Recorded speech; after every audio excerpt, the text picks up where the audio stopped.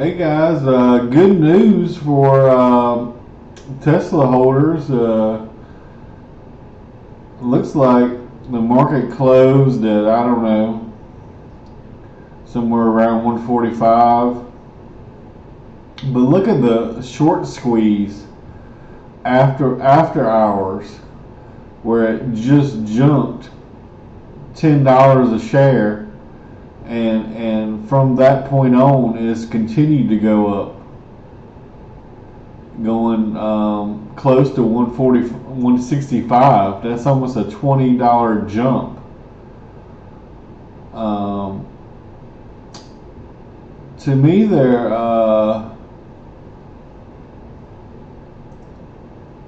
me see.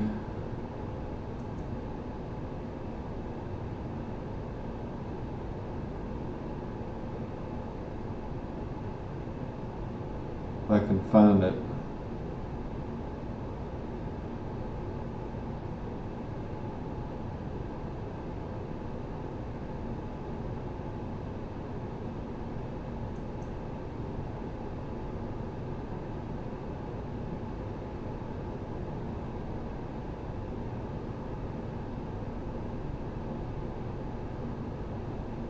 I mean, that's crazy. I wanted to share. I took a screenshot. Let me see if I can find it. But the revenue was 21.3 billion. The estimate was 22.3. So they missed slightly on the revenue, and the earnings was 45 cents, and the estimate was 52. So to me, they missed on both the revenue and the earnings, but Fast Track for cheaper cars and Musk focuses on robo access. Some think that the truck could be profitable in the fourth quarter. Let me listen to this one real quick.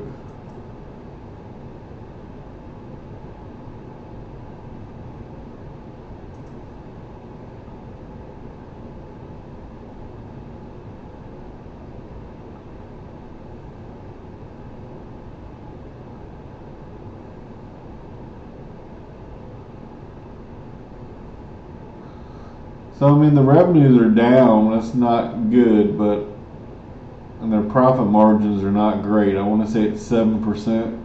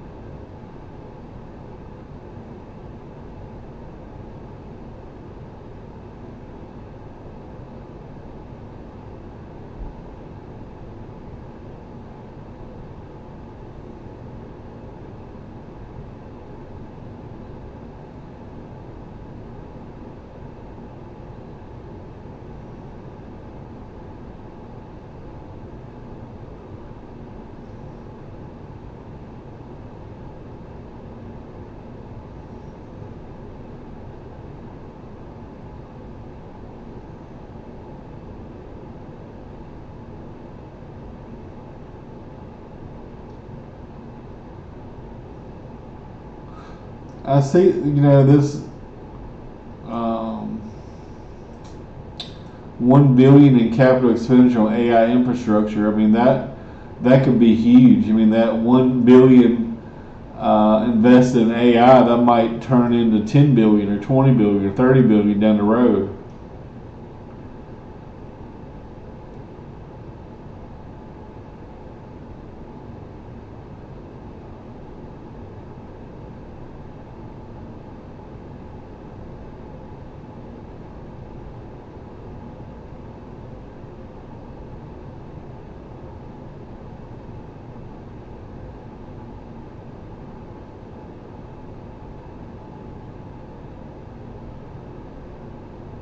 and says he will work very hard to make Tesla very prosperous.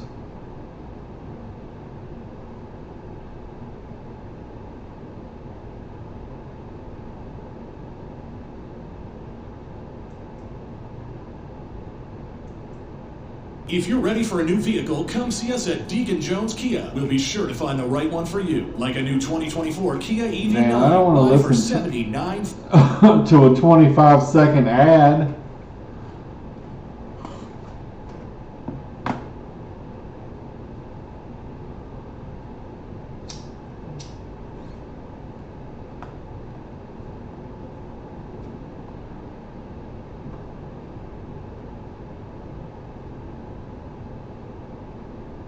Later today, investors will hear from Elon Musk in the wake of company layoffs, price cuts, and the public attention to his pay package. Joining us right now for more on the company's governance as we head into that report is Gautam Mukunda. He is lecturer in the practice of management at the Fletcher School of Law and Diplomacy. He's also the author of 2 books on leadership. And Gautam, why don't we start with who Elon Musk is and what he's accomplished to this point? I mean, it might call it implausible. Company has cut the cost of putting something in orbit by a factor of 27, not 27%, a factor of 27.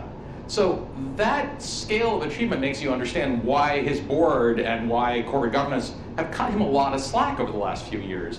But it might be time for that slack to end. Why do you say that? So if we step back for a second, let's say that you believe that Elon is a business genius. And I'm not going to argue that you're wrong, given the scale of the track record. The thing about being a genius is that it's a retrospective title. You only have to do it once. You only have to be right once when everyone else in the world is wrong, and you get to sort of claim that for the rest of your life. And the thing is about even the greatest geniuses who've ever lived is they don't get to be right. They're not right all the time. Albert Einstein is the greatest physicist of the 20th century. He's the person we sort of always cite as the ultimate example of a genius.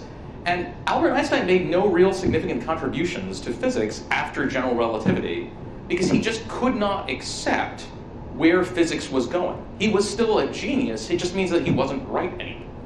So in the case of Elon Musk, Oh, go ahead, finish your Sorry, go. No, in the case of Elon Musk, right, like the fact that he was right about electric cars, the fact that he was right about SpaceX, doesn't mean that he's going to be right now. It might mean that in fact, the very tendencies that made him so gifted earlier make him really poorly suited to running a company of 150,000 people that's facing disruptive challenges completely unlike those he's mastered in the past. Gautam, I hear your point. Just because you're a genius once, or in Elon Musk's case, maybe 5, 10, 15, 20 times, doesn't make you right on everything. But if you're looking at that leader who founded a company, or 2 companies, or 3 companies, versus a board of directors who's been along for the ride, I might pick sides with the founder more often than not. If I'm playing the odds of who's more likely to be right, if I'm playing the odds of where I think I'm best off, that might be how I would go down with it too. Again, not that anybody's right on everything. Nobody's right on everything. But you can probably look and play odds with somebody you think is more likely to be right. And I think that's why so many of these founders and geniuses are given so much leeway.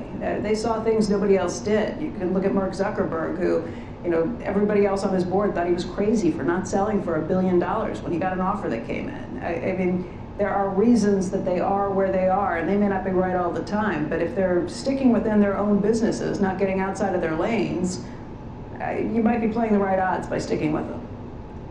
So I think that's a very natural human tendency. And look, if I was on the board of Tesla, I would say, hey, Elon, I'm going to give you a lot of benefit of the doubt that you were right when other people were wrong because you've been it before. But so I'd say that natural human tendency is actually a way to betray us. Like, to pick the same example, if physicists had done that for Einstein for 30 years, physics would have been delayed for 30 years, as they just didn't pursue all the avenues that were right. So in Elon's case, it's not that he doesn't, it's not that he hasn't done this in the past. Let me set 2 sets of problems. One is Tesla now is very different from Tesla 10 years ago. And when you think about leadership selection, when you think about who the right leader for an organization is, what I often tell my students is that leadership is not a ranking problem, it is a matching problem. I was hoping You're not to hear looking through the question. what Elon actually said.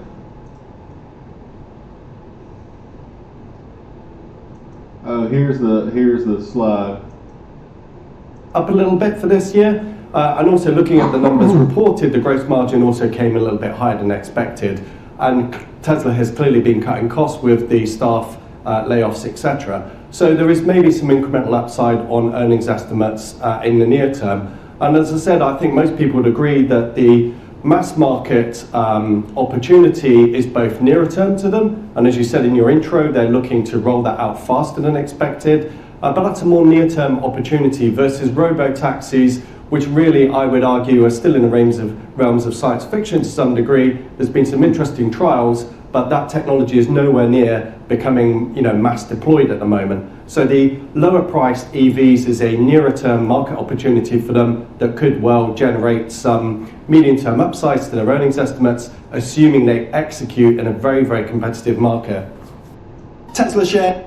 I paid for this ad to be in front of you right now. And it targeted you because you're an entrepreneur, business owner, or someone that likes As soar as investors cheered Elon Musk's promise of making cheaper cars sooner. Investors overlooking a big miss on the earnings. Stocks gain in Asia following a tech-fueled rally on Wall Street. A $69 billion sale of two-year treasuries lures solid buyer demand even as a 5% coupon proves elusive. Plus, European earnings gear up with Volvo car missing revenue estimates for the first quarter, and French luxury maker Kering comes under pressure after Gucci sales tumble on weak demand in China. Let's check in on these markets. Bag then, Danny, what stood out to you? Yeah, I think just across the range of the metrics that we were looking at, everything that had fallen in terms of, or missed estimates rather, and so this was not too much of a surprise given what we... So it's interesting to me sometimes how the market will react. Like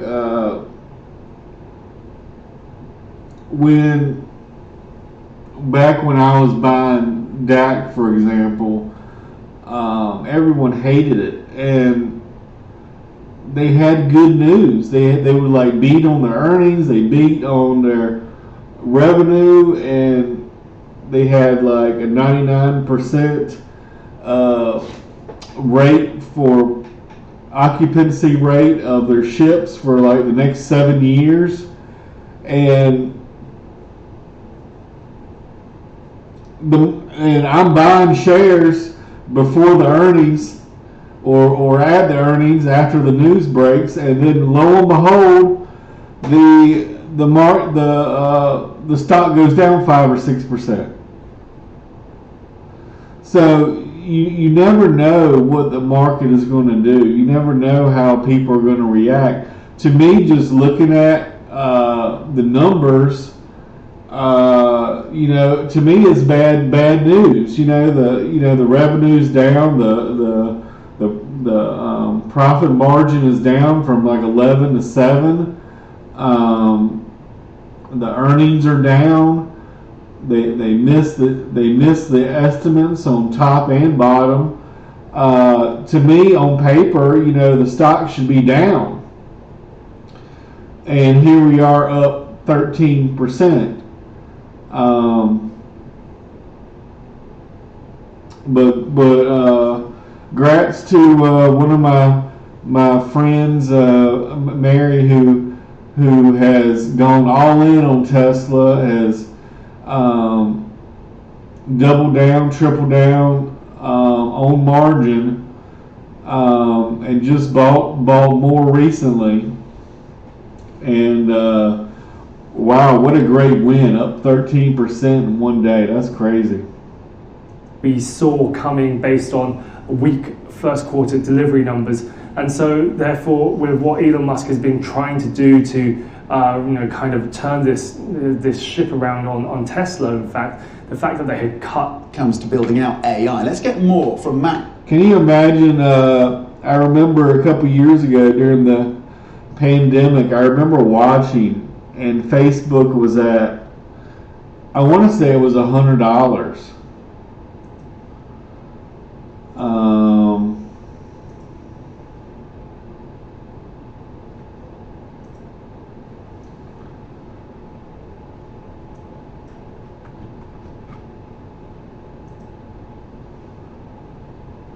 I just want to look at the graph.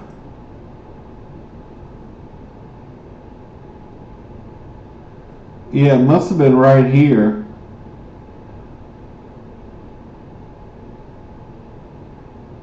I mean, it didn't. I mean, I think this was the big plunge that I saw in one day. But then it kept on going down all the way almost to 100, and then it basically 5x from there.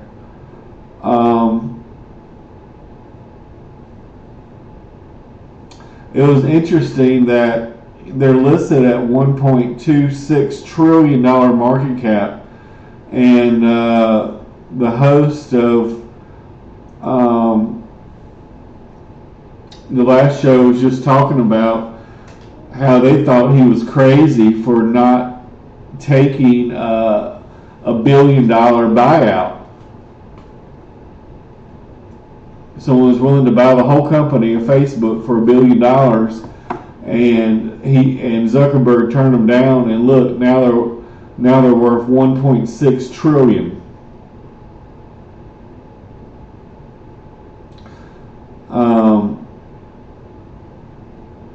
That's crazy. And what?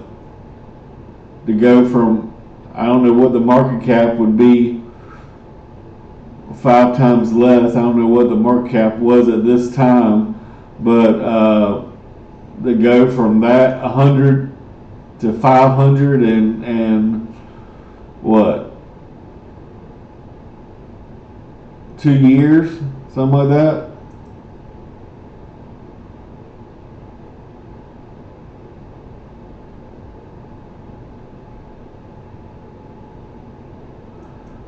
I wanted to hear Elon Musk talk.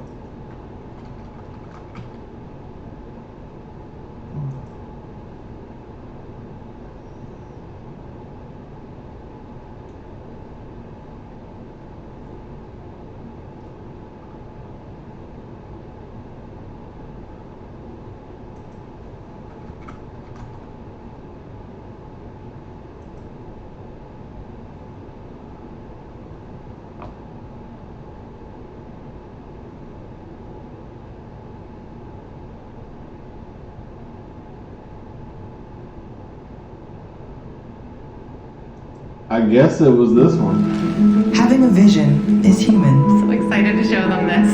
and the best warranty in the business If I can add something, the general principle here is that any part of this could fail and the car will keep driving. So you could have cameras fail, you could have power circuits fail, you could have one of the Tesla full self-driving computer chips fail, the car keeps driving. The probability of this computer failing is substantially lower than somebody losing consciousness.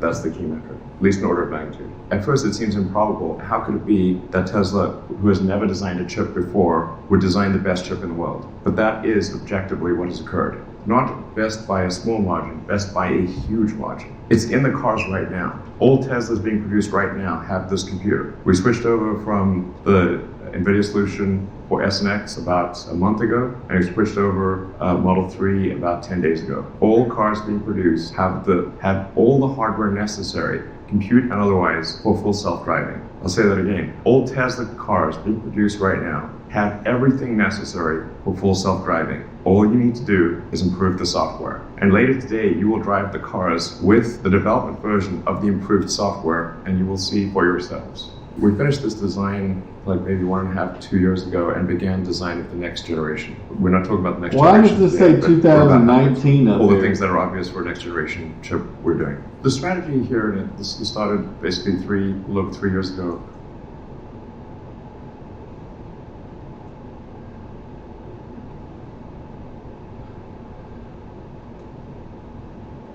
I don't know. I guess he said something yesterday, but I can't find it. All these were years ago.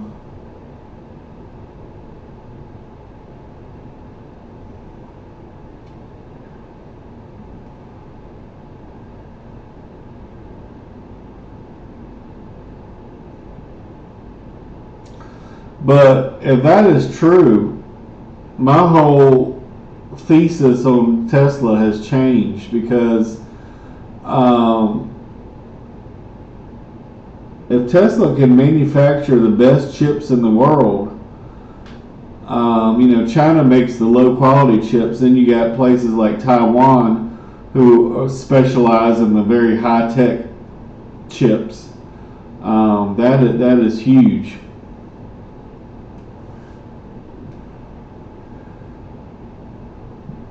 But anyway, great win for my friend Mary and Tesla holders around the world.